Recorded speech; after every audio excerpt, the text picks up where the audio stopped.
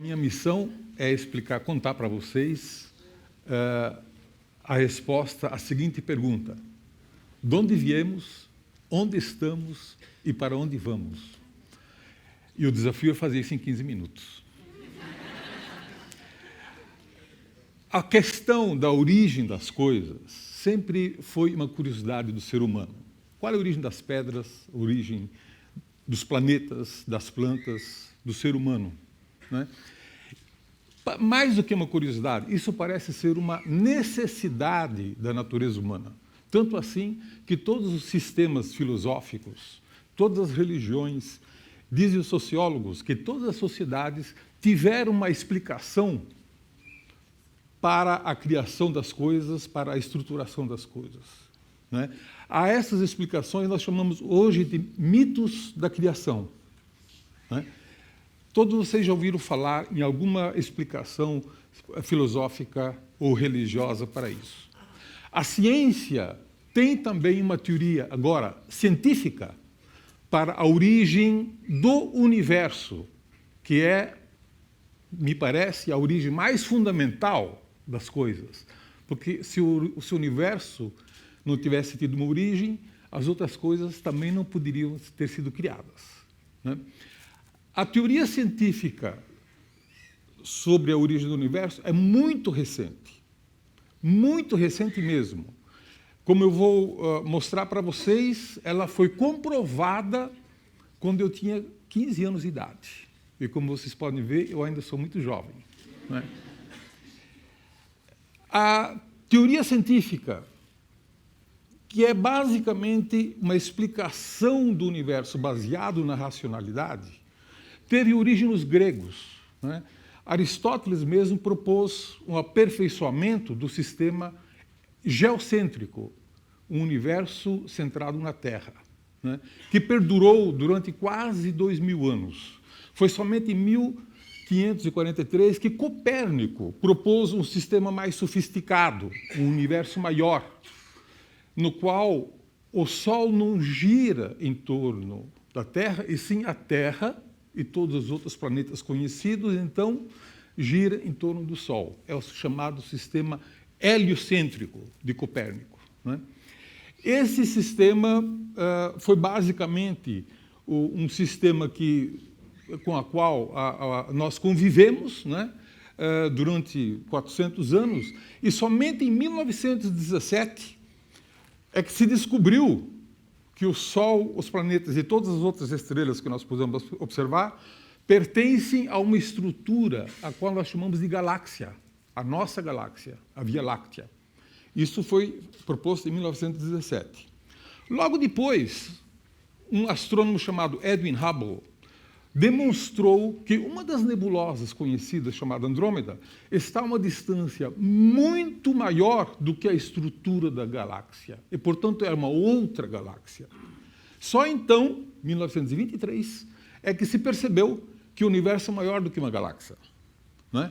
Com o estudo de Hubble, medindo a distância de muitas outras galáxias e medindo a velocidade com que elas se aproximam ou se afastam de nós, ele descobriu uma lei fundamental para a cosmologia, chamada Lei de Hubble, e que diz que as galáxias todas se afastam de nós com uma velocidade proporcional à sua distância. Isto é, as galáxias próximas se afastam com uma velocidade pequena, as galáxias que estão a uma distância média com uma velocidade média e as galáxias que estão a grande distância com uma velocidade muito grande. Como explicar isso? Nós somos o centro do universo e todas as galáxias fogem de nós? Essa ideia não é muito copernicana, né? Nós já desistimos da ideia de acharmos que somos o centro do universo. Nem todos, alguns ainda pensam que somos o centro do universo, né? Mas existe uma outra explicação, e essa outra explicação pode ser ilustrada de uma maneira um pouco primária e simplista, se você imaginar que o nosso universo tem duas dimensões espaciais, não três, como ele tem de fato. Se nós imaginarmos duas dimensões espaciais e que o universo tem a forma de uma bexiga, é um dos modelos, uma das explicações possíveis, né? Que essa bexiga, então, representa um universo de duas dimensões, né? Uma formiguinha de 2 dimensões pode andar em x e y, mas essa bexiga está se expandindo. Alguém está soprando, ou imagine que alguém esteja soprando, ela está se expandindo. Se você colocar galáxias nessa superfície, a formiguinha astrônoma que mora em uma dessas galáxias vai perceber que todas as galáxias estão se afastando. As galáxias que estão próximas se afastam lentamente, as galáxias que estão longe vão se afastar mais rapidamente. É a lei de Hubble. É a lei de Hubble em 2 dimensões. Isso significa que o universo está se expandindo e no futuro ele será cada vez maior. E no passado ele foi cada vez menor, até que surgiu de um ponto. Aí a ideia de que o universo surgiu num ponto, chamado Big Bang, de uma grande explosão. Não é? Esta ideia de que o universo surgiu num ponto foi elaborada por um padre belga chamado Lemaitre, não é? E a ideia de que pudesse haver algum resquício dessa grande explosão foi lançada teoricamente, mas foi descoberta experimentalmente no ano de 1965, quando foi descoberta uma radiação de fundo que vem de todas as direções e que logo foi interpretada como sendo uma relíquia da explosão do universo, do tempo que o universo era tão denso que ele emitia uma grande quantidade de radiação. Esta que nós chamamos de radiação cósmica de fundo, que é a relíquia do Big Bang, ela hoje é estudada em muitos detalhes, né? E temos provas cientificamente sólidas de que a teoria de Big Bang é uma teoria correta, que o universo de fato explodiu. Explodiu quando? Ele explodiu há 13,8 bilhões de anos atrás. E hoje nós temos esse número com grande precisão. Menos de 1% de erro. Isso é uma precisão muito boa, né? Duvido que alguém seja capaz de adivinhar a minha idade com uma precisão de 1%, né, de incerteza. Nós conhecemos a idade do universo com uma precisão melhor do que isso. 13,8 bilhão de anos. Como sabemos isso? Bom, se você soubesse a dimensão do universo e com que velocidade ele está se expandindo, você poderia imaginar, extrapolando para trás, há quanto tempo isso ocorreu. Não é? Muito bem. Então, hoje nós temos uma teoria amplamente comprovada, do ponto de vista científico, de que o Big Bang ocorreu. Isso não é mais uma dúvida entre os cientistas. O que nós discutimos hoje é como é que foi esse Big Bang. Ele foi inflacionário? Não foi inflacionário? Já sabemos que ele foi inflacionário. Isto é, quando o universo tinha uma idade de 1 trilionésimo de segundo, ele se expandiu de uma forma absolutamente fantástica, muito rapidamente. Não é? Isso chamamos de inflação. Hoje nós temos a demonstração de que a inflação ocorreu, de fato. Não é? Várias demonstrações científicas de que a inflação ocorreu e hoje está se discutindo se essa inflação foi caótica, não foi caótica, enfim. A ciência continua fazendo perguntas e buscando respostas. Né? Bom, então nós podemos hoje contar a história do universo desde o instante zero, o que aconteceu quando o universo tinha 1 trilionésimo de segundo. Sabemos que em 1 milionésimo de segundo de idade foram criados prótons e elétrons. Quando ele tinha 3 minutos, formaram-se os primeiros elementos químicos. Hélio, hidrogênio, basicamente. Um pouquinho de deutério, um pouquinho de lítio, mas apenas pitadas. Basicamente, o Big Bang formou 2 elementos químicos, hidrogênio e hélio. Né? Cerca de 78% de hidrogênio da massa era hidrogênio e 22% hélio. Não é? Todos os outros elementos químicos, o oxigênio, que faz parte do meu corpo, o cálcio, que faz parte dos ossos de cada um, o ferro, assim por diante, todos esses elementos químicos foram formados no centro, no núcleo das estrelas. E as primeiras estrelas se formaram quando o universo já tinha 1 bilhão de anos. Era ainda muito jovem. Mas já tinha 1 bilhão de anos, se formaram as primeiras estrelas, e a partir daí foram se formados os elementos químicos mais pesados do que o hidrogênio e o hélio.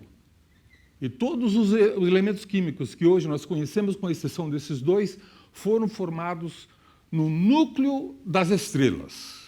Das estrelas que se formaram quando o universo tinha 1 bilhão de anos, que quando se formou as primeiras sementes das galáxias. Foram se aglomerando as massas, as estrelas, formando pequenas galáxias. Essas galáxias foram se juntando numa espécie de canibalização cósmica e formando galáxias cada vez maiores, né? E foi assim que a nossa galáxia se formou e 100 bilhões de outras galáxias que nós podemos estudar também se formaram dessa forma, pela aglomeração de galáxias pequenas, formando galáxias cada vez maiores. Cada uma dessas galáxias tem cerca de 100 bilhões de estrelas, em média. Então, são 100 bilhões de galáxias, cada uma delas com 100 bilhões de estrelas. É fácil de guardar. 100 bilhões é o número de neurônios que nós temos na cabeça, né? Esse número parece mágico, né? Cada uma dessas estrelas pode ter um sistema planetário, né? Talvez tenha 8 planetas, como o Sol.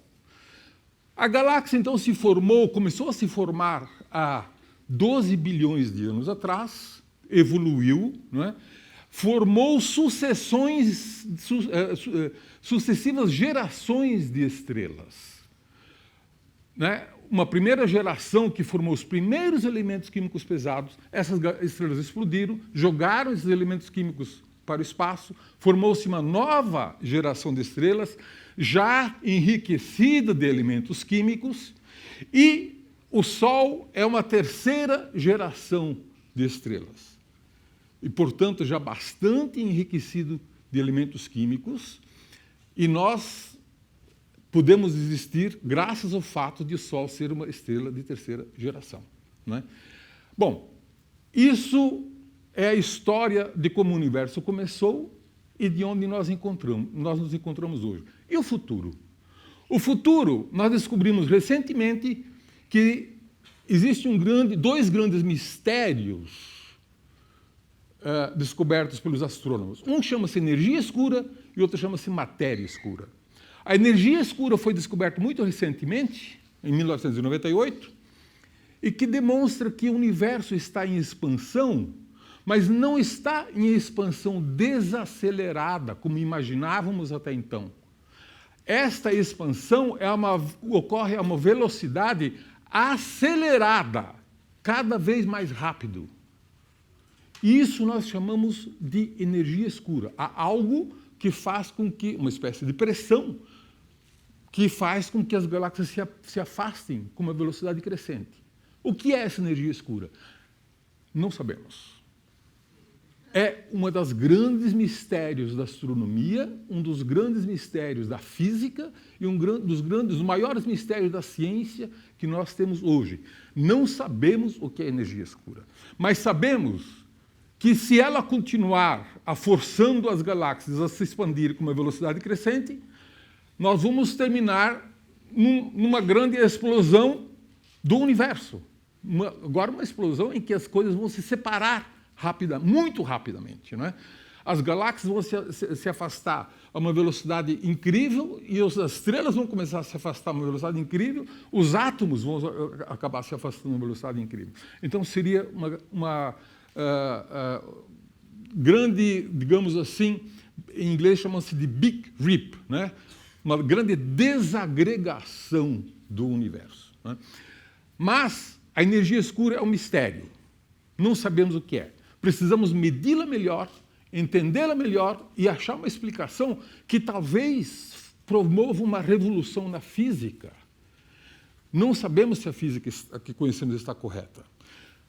Mas isso é mais complicado ainda porque também, além da energia escura, existe uma matéria escura. A matéria escura, diferentemente da energia escura, ela tem gravidade. Ela produz gravitação. E ela foi descoberta já na década de 1930 pelo Fritz Zwicky. E durante muito tempo, Fritz Zwicky, a teoria dele não era aceita. Esse cara era um gênio, Mas ele era muito odiado pelos colegas, né? Ele fazia muita questão também de sê-lo, né? Ele dizia, por exemplo, que todos os colegas dele, do departamento lá do Caltech, eram todos bastardos esféricos. Bom, bastardo, tudo bem, a gente sabe o que é, mas por que esférico? Porque são igualmente bastardos, não importa o ângulo com que se olhe.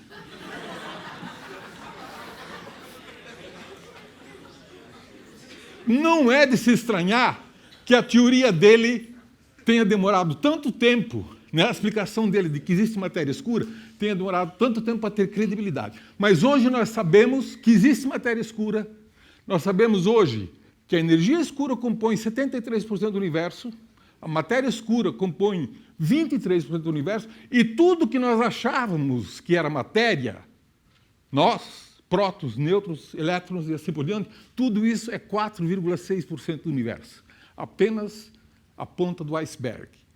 A grande pergunta que a ciência se coloca é: qual é a natureza da energia escura? Qual é a natureza da matéria escura? É isso que é o desafio para todos nós. Obrigado.